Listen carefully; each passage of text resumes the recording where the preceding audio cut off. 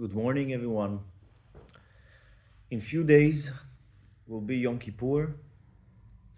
Yom Kippur, a lot what to talk about. Kol Nidrei, first prayer, Ne'ilah, last prayer, the fast, the meaning of Yom Kippur.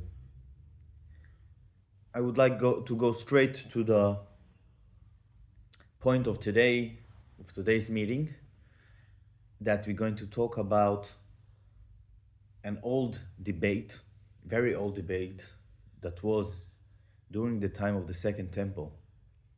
This debate is not between two Talmudic sages, it's between two sectors of the Jewish people.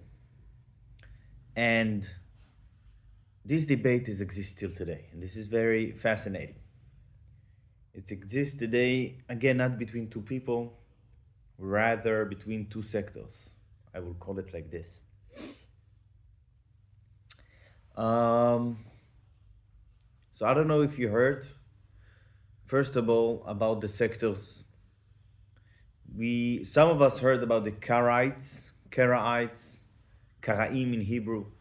This is a group in the Jewish people that, in a way, they are still exist today. I don't know if they are descendants of the old Karaites, or it's a group of people that today decided that they continue this way. It's people that, in general, the theory, the philosophy of the Karaites, of the old Karaites, I don't know about today's group, they believing only in the written Torah, not in the oral Torah. And they were a very powerful group already. They were spread in Europe in the last, in the hundreds of years back.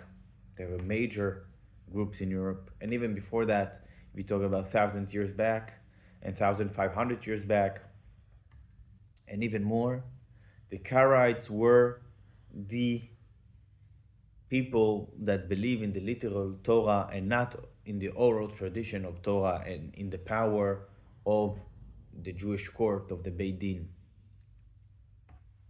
And there were times in history that they were bigger and greater than the traditional Jewish community that believe in the oral and the written Torah. Oral and the written Torah, that it's coming directly from Moses, from God. So the Karaites is a descendant of the original group that we're going to talk about today. They are the Tzdukim. Tzdukim in Hebrew. In English, it's something like Sedekites, something like this. That they were the original group, the students of someone named Tzadok, and they argued against the rabbinical court and their commentary in Torah. And they are their own different sector, or different type of commentary to Torah. They tend to be more literal in Torah. We need to remember that all of our Judaism coming from the oral Torah. The written Torah is like summations of hours of lessons given by Moses. Just for example, okay, we all know that we fast in Yom Kippur. We all know that there is Kol Nidrei, the first prayer, there is Ne'ilah.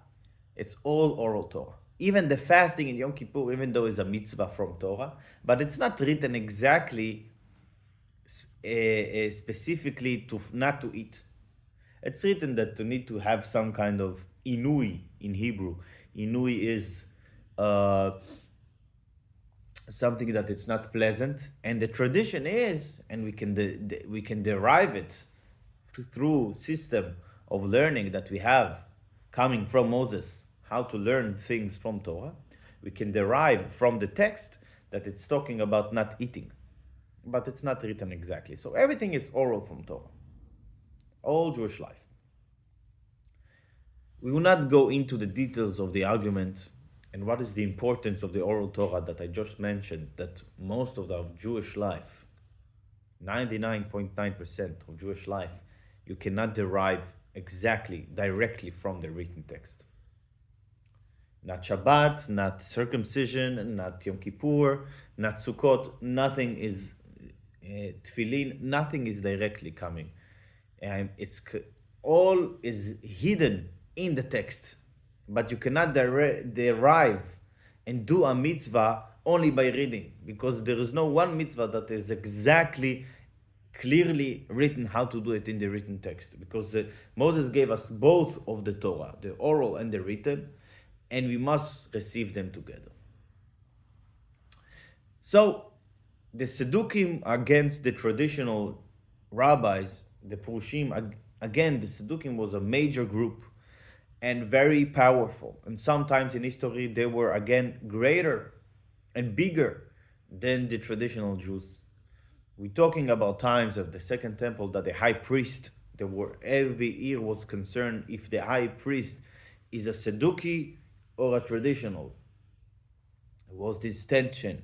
And that's why before the day of Yom Kippur, the priests were made the high priest swear. Are you going to do everything according to our tradition or according to the to Tzedukim way? And that was very great tension. And they were very powerful.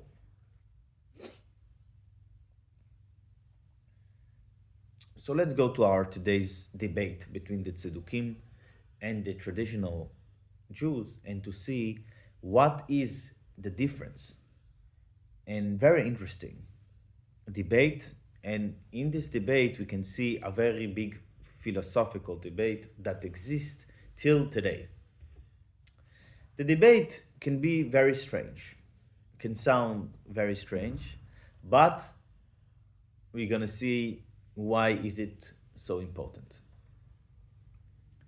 If you're gonna read the verses in Torah about the work of Yom Kippur, we're gonna see that one of the most important works, also mystically and also technically, of Yom Kippur is to go with the Ketoret into the Holy of Holies, and I will explain what I just said. One of the works of the temple and Beit HaMikdash is to have Ketoret. Ketoret is a lot of plants that becoming very smooth spices that creating big smell when you're putting them on fire, and it's called Ketoret. One of the works of everyday's work was to light this Ketoret, those spices, in a small altar inside the temple. In the day of Yom Kippur, the high priest took this Ketoret, those special, it's kind of a sacrifice, this special, all those spices and plants, took them inside to the Holy of Holies. It's a place that you're going only once a year. This day in Yom Kippur, only the high priest going inside when it's burning there with the smoke, and the smoke is with a lot of smell, and the smell is spread in the Holy of Holies. This is one of the most important works in Yom Kippur. I will say it again, to take the Ketoret inside the room when you're going once in a year. It's called Holy of Holies, only the high priest, and the Ketoret is this special aroma, special smell going with the smoke. This is the job. It's written in Torah. When you read the verses in Torah, you see that in simple explanation, you're going with this special pan.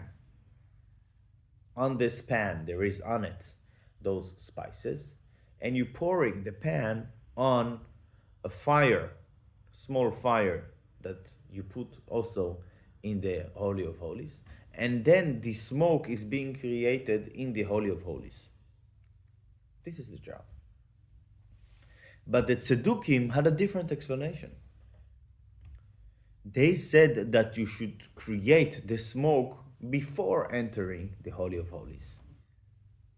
So the great debate was, when are you creating the smoke? Do you create the smoke and the special aroma inside the Holy of Holies? Or 2 meters before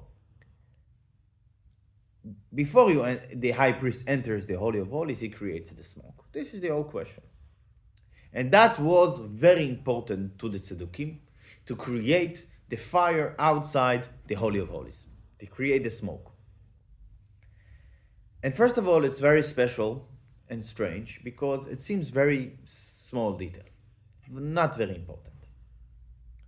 Also, if you would look, we will not review now the verses in Torah, but if you will review the verses, you will see that it's not the literal.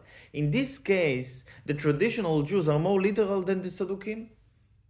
They need to derive it with some hints to explain, no, that the Torah telling us to create the smoke before entering. And it's very strange.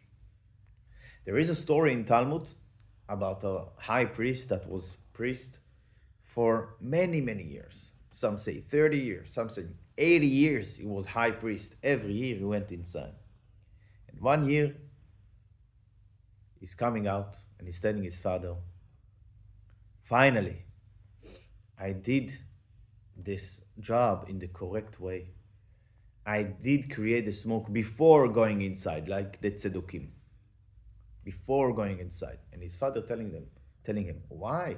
Why you did it? He said, all my life I'm waiting for the opportunity to do it. So the Tzeddukim had a strong roots in high priests and in old people. All his life he waited to do this, to create the smoke before entering the Holy of Holies. What is the big deal? What is the big deal?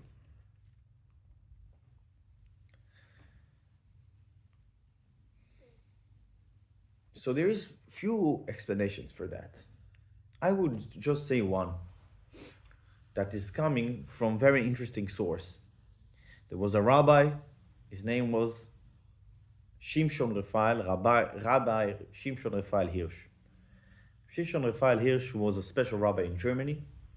He was, in Germany, the Jewish community was not so traditional. It was always modern, more than Ukraine, more than Poland, more than even the Jews in Russia, more than Belarus. The European Jewish community of Germany was very much always more educated, more modern. And Rabbi Shimshon Raphael Hirsch, he built this bridge, always want to create this bridge between the traditional Jewish community, between the traditional Jewish belief and the traditional Judaism, and to modern Jews, that they will not feel that is contradict each other. And he was very great rabbi and very talented. He wrote special commentary on Torah. And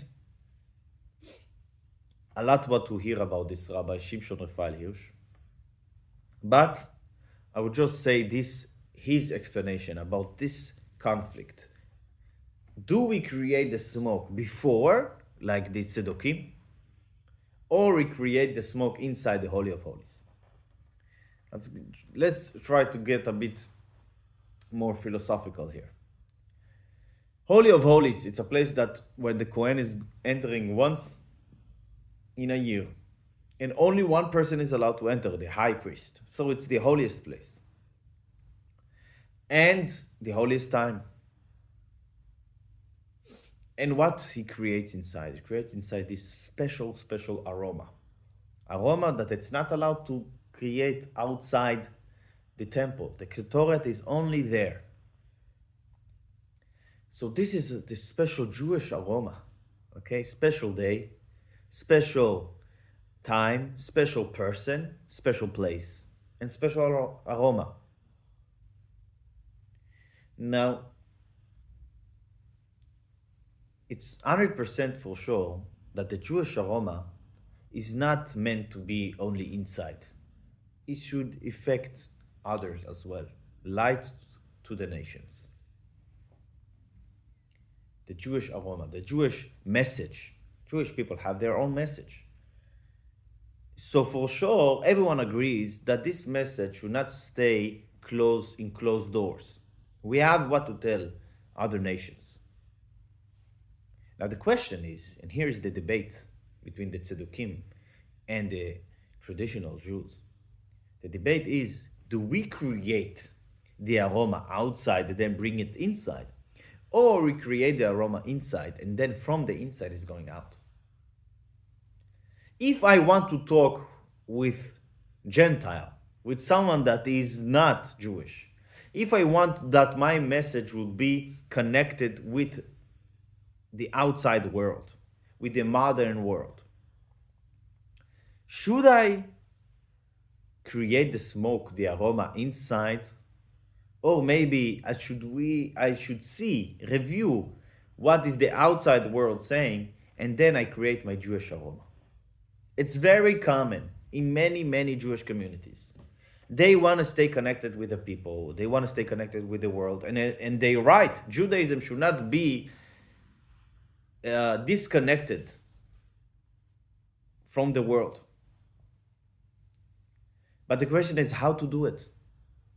Some people say you should see what the world is saying. You should learn the morals of the world and bring them inside and make them Jewish. To learn the morals of the world means that in your head you're learning and you're taking it inside. And this was the Tzedukim. The Tzedukim said the smoke, the aroma is created outside, and we bring it inside the Holy of Holies. Because we want to stay connected with the world. And the traditional Jews said, no, you create the smoke inside.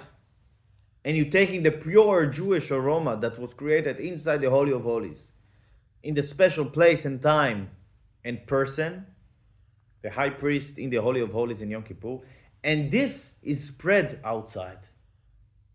And then it's being connected with the world.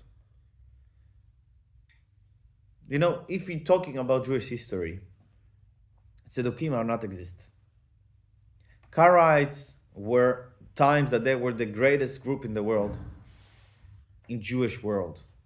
Today, they being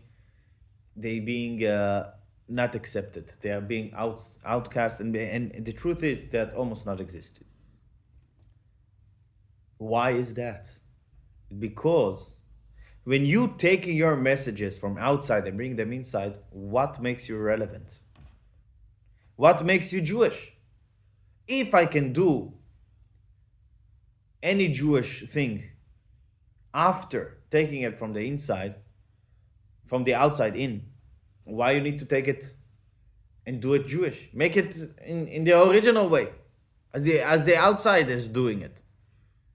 What makes it special?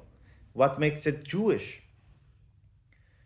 If bar mitzvah, for example, is being celebrated as maturity birthday, a person became mature, a child became a grown-up, a daughter became a woman, and we're celebrating their adult, they becoming an adult, yes, and then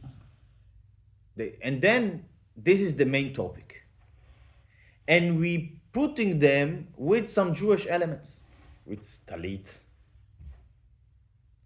So what's special about this event? This event everyone is doing. Maybe not in the age of 13, 12, 11, 18, doesn't matter. This event is basically what the world is doing with some Jewish elements. But if we're going back to the roots, bar mitzvah is a person that is obligated in mitzvot. Now he's part of the Jewish community in Jewish mitzvot. He's 10th of minyan. It's not what the world is celebrating, it's something else. But this concept can be connected with the world. We should not celebrate it only in closed doors, we should celebrate it outside. Explain people what it means to be bar mitzvah, what it means to be part of the Jewish life, what it means that this person can go to the Torah. What is the Torah? The Torah is the book of laws. What is tefillin? It doesn't mean that a person should become religious. It means that we should respect that the bar mitzvah, this is the name saying the idea. Okay? The same thing with everything. If we light the Hanukkah candles, everyone is lighting candles, yes? We know candles is nice, family gathering around candles. People doing it, other religions doing similar stuff. And we're doing the same thing with Jewish elements. So why Judaism is relevant? Judaism is relevant if we stick to our own traditional special message. And our traditional special message is mitzvah, is connection with God. And we need to study and to see what every holiday means. They have a special message, what Yom Kippur means. And so on and so forth. So this is why this discussion and argument was relevant. It's relevant because people easily can be mistaken, because all Jewish people, their mission is to be connected with the world. And Jewish people feel it, and it's good. It's coming from a good place. We want to be connected with the world. We don't want to be separate. We want to be Jewish and international people, and it's very important.